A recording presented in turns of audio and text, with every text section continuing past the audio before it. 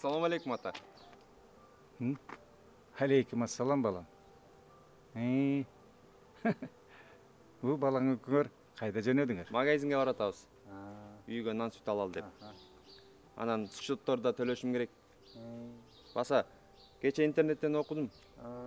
Светтин баасы көтөрүлөт экен. Баары кымбаттап эле баратат. Аны мен да уктум.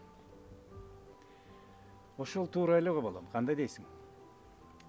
Мына биз светти үнөмдөйлү дейбиз. Бирок ойлонбойбуз.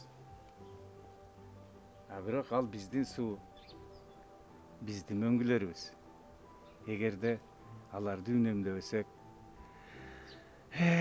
аябасак, бу небере чөбөрөбүзгө эмнени калтырабыз? Мынабу ГЭС, подстанциялар, ТЭС. Ушул негизги кубаттуулуктар булар 70-жылдары, кээ бирлери 40-жылдары салынган. Мына ошондон бери ремонт болбой жатышат. Бирок аларды оңдоп жаңылтыш керек.